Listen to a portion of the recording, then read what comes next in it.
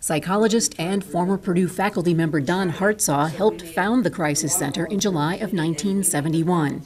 He says the community-wide service grew out of Purdue's efforts to address student mistrust and unrest in 1969. There was a great deal of issues about drug use and law enforcement and suspicion of authorities and that sort of thing among the graduate students. And there was a great deal of need to try to do something about this. So Hartsaw says Purdue created the crisis phone service. A year and a half later, the organizers realized they were taking calls from people off campus as well.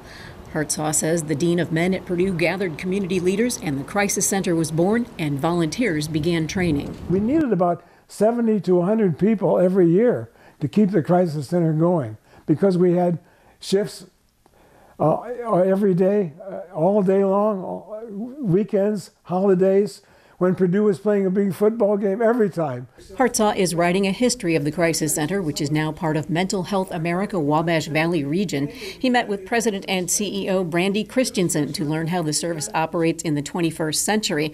She's learning how it all began. It was volunteer created, it continues to be volunteer run, and that the spirit has not changed, nor has the need. One thing that has changed a little bit over the years is the way the Crisis Center volunteers are trained.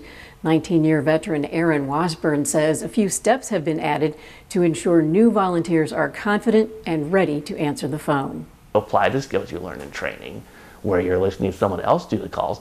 Then you do a couple supervised shifts where you're taking the calls and someone is there with you to help you. Christensen says the Crisis Center is inviting past and present volunteers to share their stories and attend a celebration in September.